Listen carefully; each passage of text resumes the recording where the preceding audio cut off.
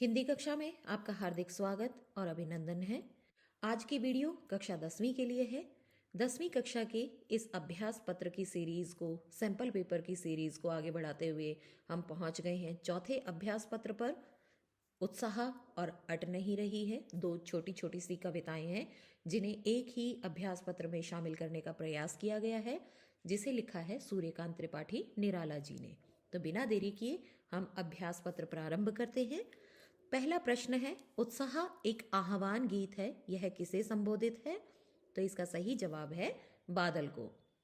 दूसरा प्रश्न, मंद गंध पुष्प माल का धारक कौन है? इसका सही जवाब है फागुन। अट नहीं रही है कविता में फागुन के महीने का मानवीकरण किया गया है। तीसरा प्रश्न, उत्साह कविता में अनंत के घन किस दिशा से आने की बात कही गई है? इसका सही जवाब है अज्ञात। कवि कहते हैं आए अज्ञात दिशा से अनंत के घन। चौथा प्रश्न, फाग गाता मास फागुन पंक्ति में कौन सा अलंकार है? तो यहाँ पर जैसा मैं पहले भी ऊपर बता चुकी हूँ आपको, फागुन के महीने का मानवीकरण किया गया है, तो इसका सही जवाब है मानवीकरण अलंकार। निदाग का क्या अर्थ है? निदाग का अर्थ है गर्मी। धाराधर का क्या अर्थ है? धाराधर का अर्थ है बादल। निम्नलिखित काव्यांश को पढ़कर पूछे गए प्रश्नों के उत्तर दीजिए। काव्यांश पर आधारित प्रश्नोत्तर हैं जो कि एक एक अंक के होंगे। आपके 5 प्रश्न दिए जाएंगे। बादल गरजो घेर घेर घोर गगन धाराधर हो, ललित ललित काले घुंघराले बाल कल्पना कैसे पाले, विद्युत छवि उर्मे कवि नव जीवन वाले, वज्र छिपा नूतन कविता भर दो बादल गरजो। तो इसमें कवि बादलों को संबोधित करते हुए कहते हैं कि तुम इस संपूर्ण गगन को घेर कर भयंकर गर्जन के साथ गरजो, भयंकर गर्जन के साथ बरसो।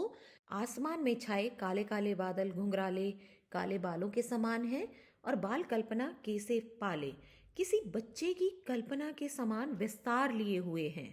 अर्थात काले काले सघन बादल दूर दूर तक क्षितिज पर फैले हुए हैं। कवि निराला बादलों को कहते हैं कि तुमने विद्युत छवि उर में विद्युत रूपी शोभा को अपने हृदय में छुपाया हुआ है।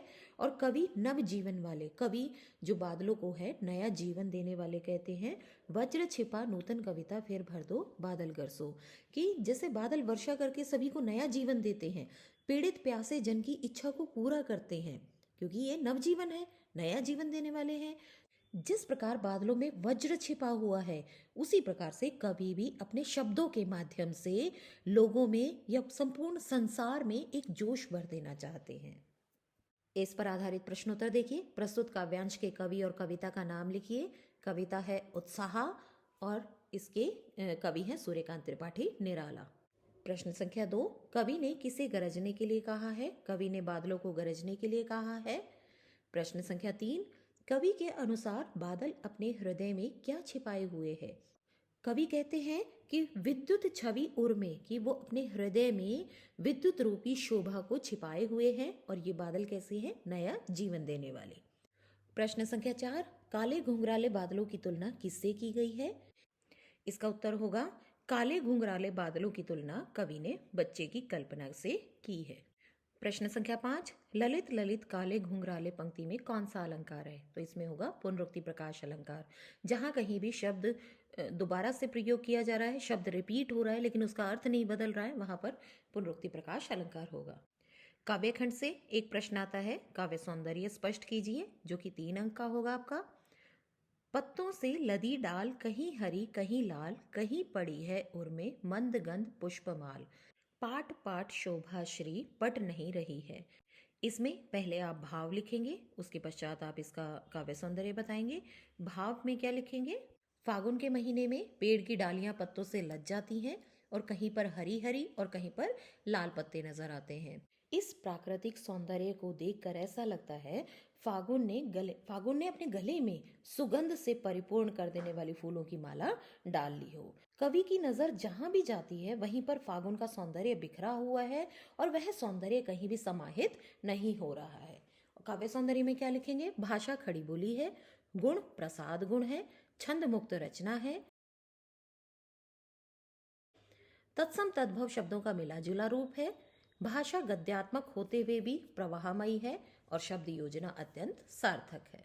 अलंकार में पाठ पाठ में पुनरुक्ति प्रकाश अलंकार का प्रयोग किया गया है। फागुन का मानवीकरण किया गया है तो मानवीकरण अलंकार लिख सकते हैं। इसके पश्चात काव्यखंड से 3-3 अंक के 2 प्रश्न देखिए। निम्नलिखित प्रश्नों के उत्तर दीजिए। उत्साह कविता का मूल भाव लिखिए। उत्साह एक आह्वान गीत है जो बादलों को संबोधित करके लिखा गया है।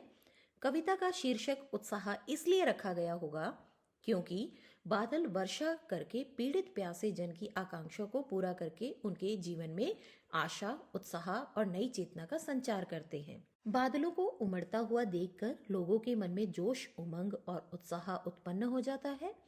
बादलों के बरसने से संपूर्ण सृष्टि उत्साहित एवं आनंदित हो जाती है और दूसरी ओर बादलों की गर्जना सामाजिक क्रांति का भी प्रतीक है।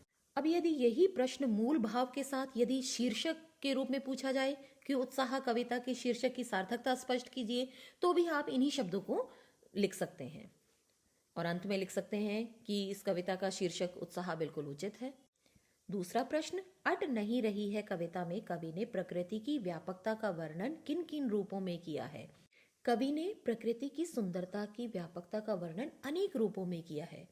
हर महीने में हर दिशा में सौंदर्य और उल्लास दिखाई देता है।